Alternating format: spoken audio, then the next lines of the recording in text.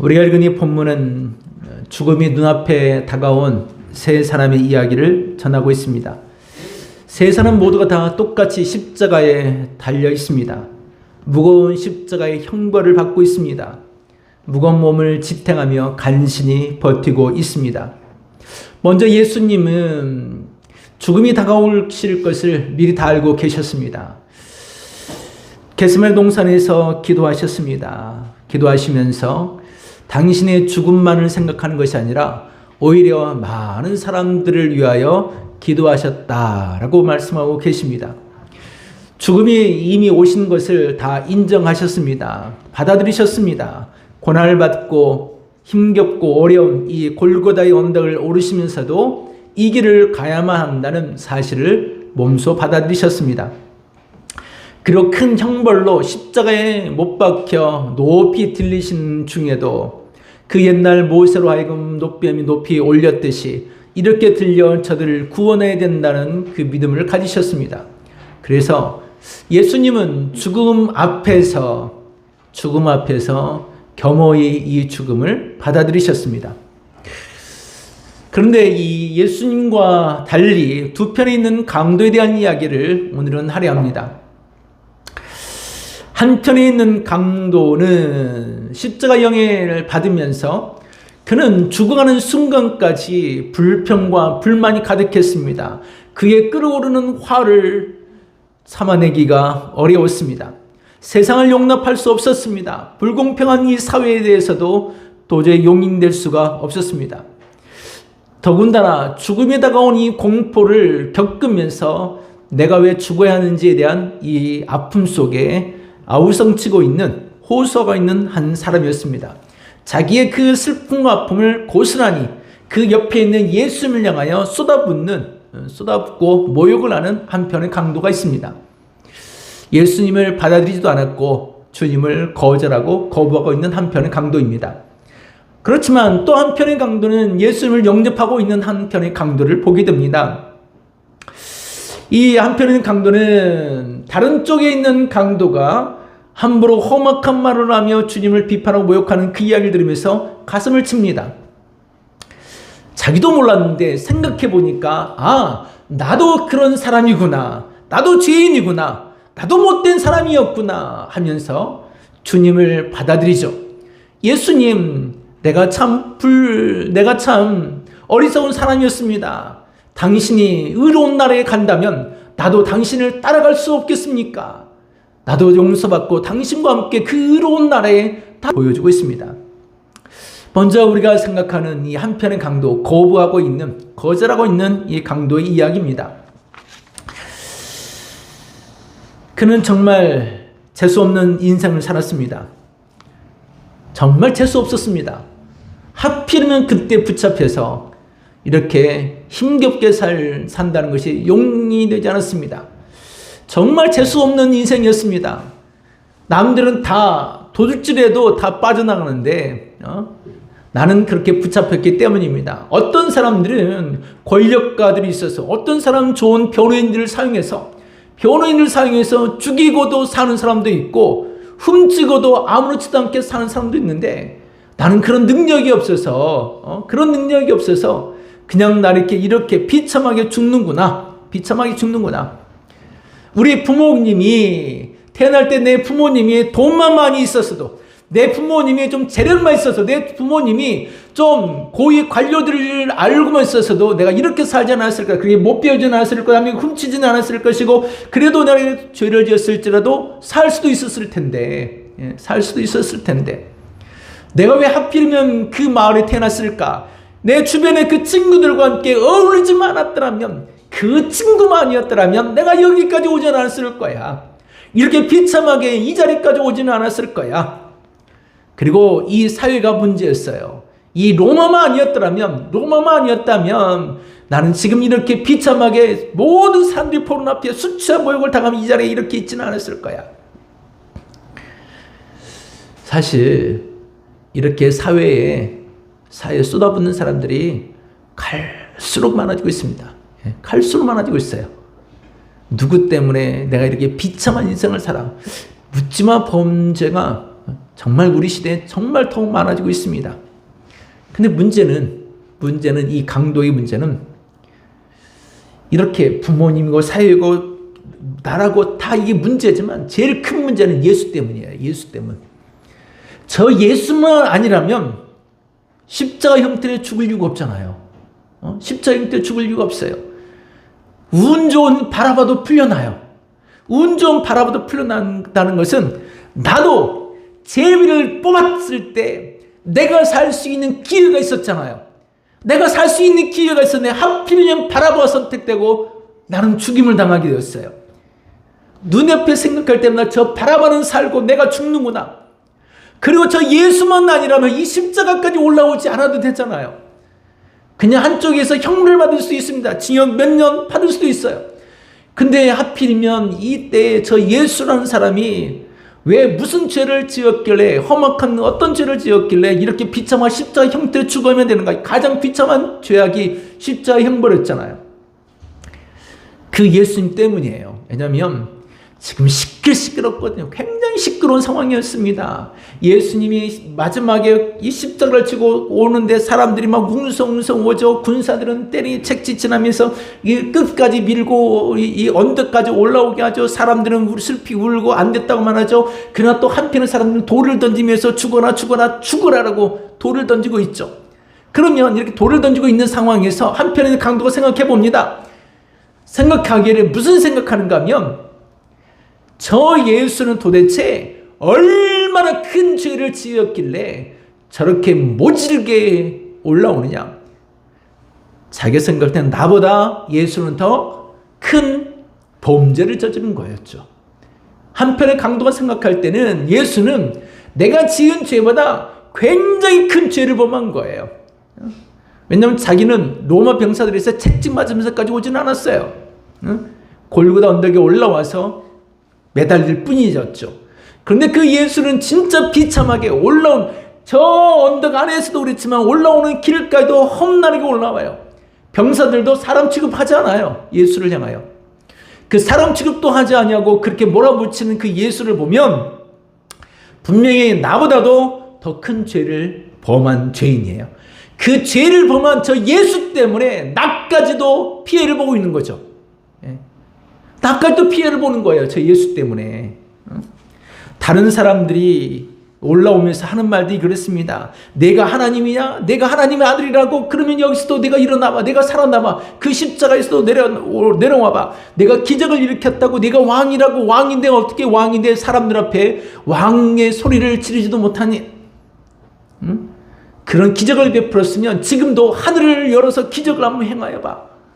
사람들의 소리들이 웅성웅성거립니다. 이 강도의 귀에 들려오는 소리들이 무슨 소리인가 하면 저 예수가 무엇을 했는지, 얼마나 어떤 일을 해왔는지, 많은 사람들이 어떤 유익을 주었는지 그건 상관없어요. 그건 아무런 관심이 없어요. 이 강도에게 들려온 것은 지금 현재 외치고 있는 유튜버의 소리가 더 중요해요. 지금 현재 방송들이 더 중요해요. 지금 현재 언론이 뭐라고 얘기하고 있어요?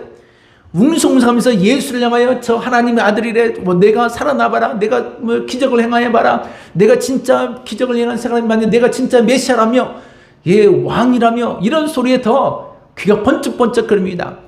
지금 웅성에 크게 들려드는 소리는 강도에 들려오는 소리는 저 예수는 진짜 몹쓸 죄인이구나. 죽어 마땅한 죄인이구나. 이 소리였어요. 그래서 그 강도가 십자가의 높이에 들려서 예수를 향하여 이렇게 말합니다. 내가 하나님의 아들이면 너도 살고 나도 살려봐라. 기적을 일으키는 사람이라며 너도 살고 너도 내려가고 나도 내려가 보자. 그러면 내가 너를 믿어줄게. 그런 고백이에요. 예수님을 거절하는 거죠. 주님을 인정하지 않는 것입니다. 죽음이 맞지 않은 마지막 순간 예수님을 받아들일 수 있는 기회를 놓친 사람의 이야기입니다. 우리는 언제 세상을 떠날지 모릅니다. 죽음 앞에서 남탓만 할 수는 없습니다. 그런데요, 남탓하고 불평과 불만 가진 사람은 죽음 직전에만 그러는 것이 아니라요. 살아생전에 항상 불평과 불만이 가득한 사람은 죽음의 순간에 가서도 투덜거리고 누군가를 향하여 쏟아부을 수밖에 없어요.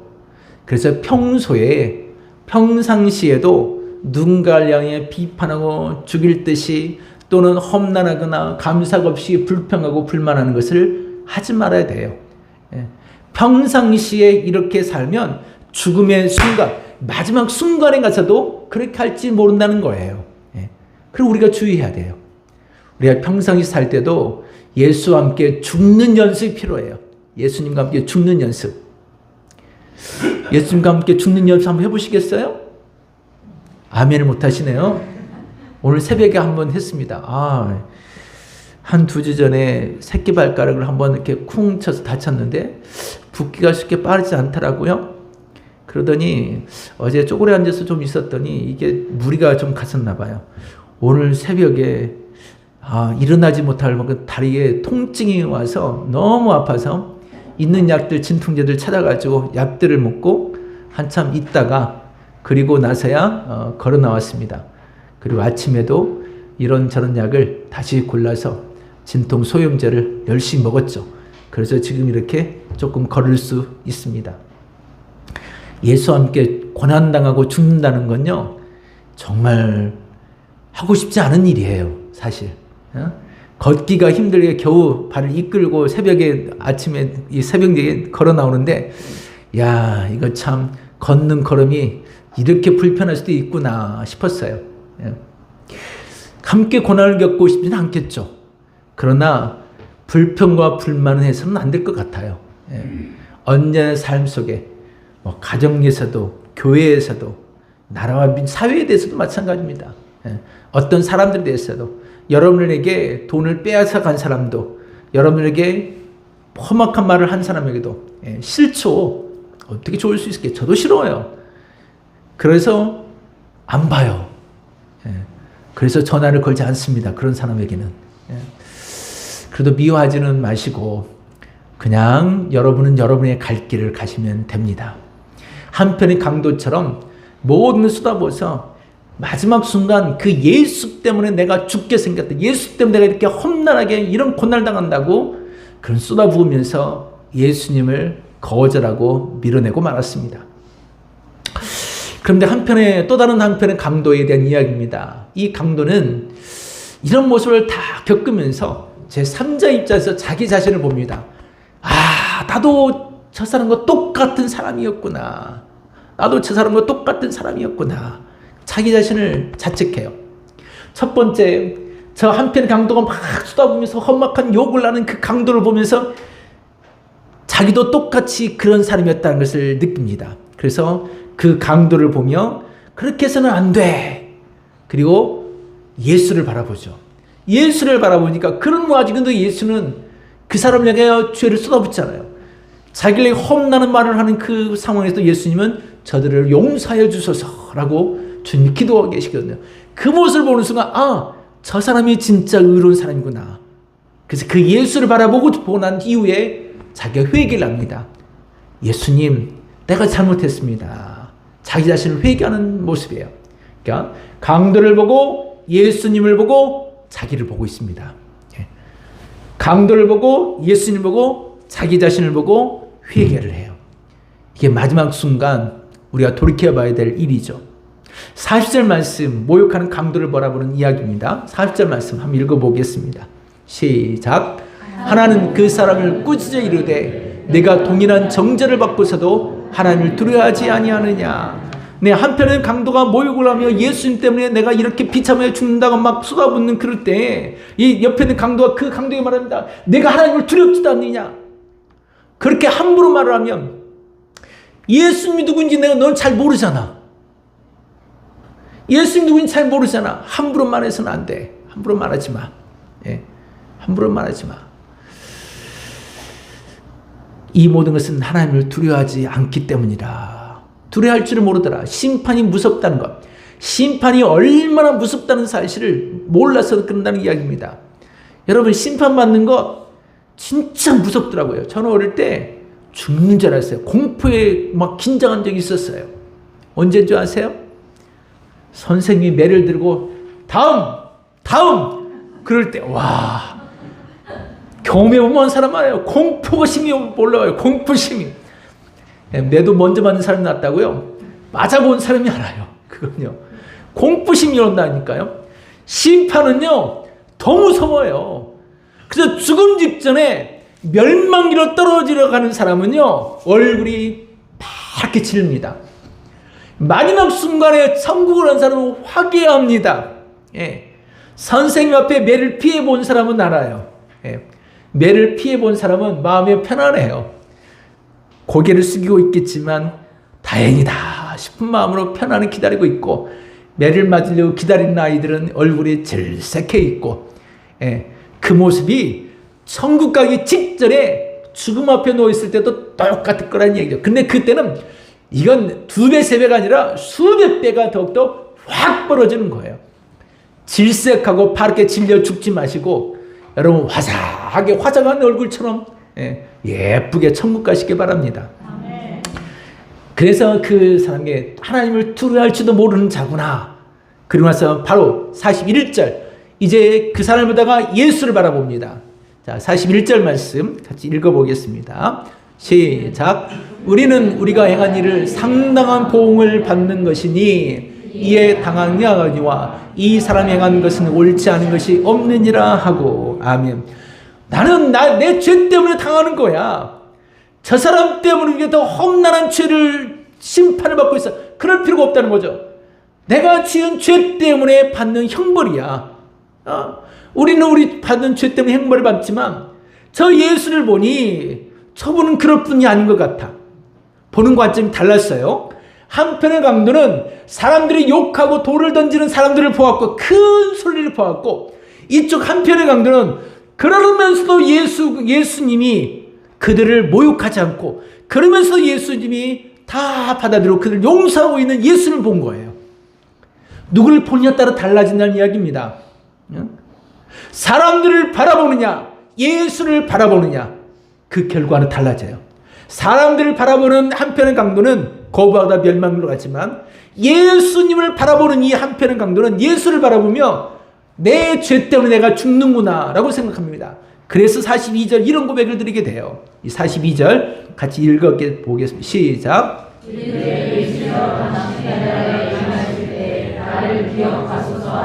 아멘. 나는 내 죄를 죽는 것입니다. 나를 용서하여 주옵소서. 당신의 의로워 보이는 당신이 가는 그곳에 나도 함께 그곳에 있게 하여 주옵소서. 할렐루야. 네, 이게 믿음의 고백입니다. 주님이 있는 그곳에 나도 함께 있기 원합니다. 그래서 43절에 이렇게 고백하죠. 오늘 내가 나와 함께 낙원에 있으리라. 이 한편의 강도가 나도 죄인입니다. 당신의 나라에 함께 갈 수 있겠습니까? 그러자 43절 마지막 결론이 예수님께서 너도 나와 함께 천국에 있으리라 라고 말합니다. 이 말씀은 굉장히 은혜로운 말씀이에요. 왜냐하면 과거 이스라엘 백성들은 광야에서 범죄를 했을 때 하나님께 이런 말씀을 하십니다. 하도 시끄럽고 하도 하나님과 원망하고 불평하니까 그래 알았어. 그럼 너희끼리 가나안 땅에 가. 내가 원래 주려고 했던 그 가나안 땅 그냥 모세야 내가 천사들을 대신 보내줄 테니까 그 천사들과 함께 이 백성들과 가나안 땅에 들어가라 라고 말하죠. 그런데 그때 난리가 납니다. 모세가 하나님 어찌 그러십니까? 내 이름을 차라리 제거해 버리십시오. 나를 차라리 없애 버리십시오. 백성들이 울면서 기도합니다. 하나님 함께 가주십시오 라고 기도합니다. 예. 천사들이 함께 가도 아무런 의미가 없다는 거예요. 하나님이 함께 가지 않으신다면, 하나님이 함께 가나안 땅에 가지 않으신다면 천사도 소용없고 모세는 자기 이름까지도 다 제거해 버려달라고. 내 이름을 새겨놓지 마십시오. 그대를 가나안 땅까지 데리고 왔다라고 내 이름까지 지워버려 주십시오 라고 말합니다.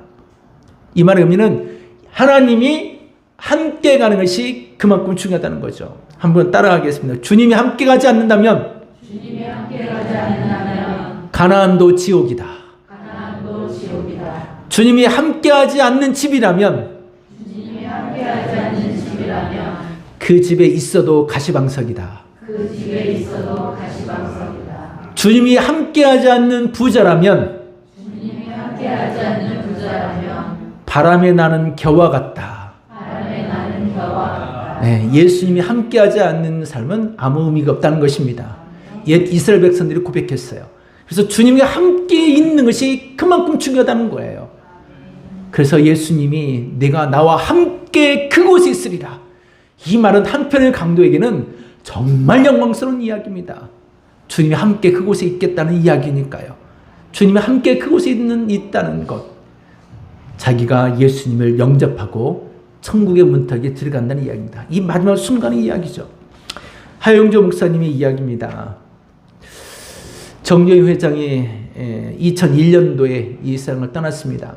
떠나기 직전 그 아들이었던 정몽준 회장님, 신앙생활을 참 잘하셨죠.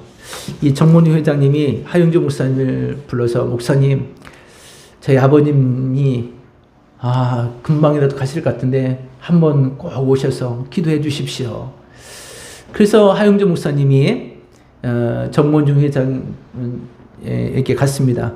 정주영 회장, 현대그룹의 정주영 회장, 굉장했죠. 아주 우렁차고 목소리도 컸던 그런 분이셨어요. 그런데 그분이 누워 계신데 실어증, 말도 제대로 하지 못하는 이런 와중에 이제 정말 죽음을 앞에 놓고 있는 그런 와중이었어요.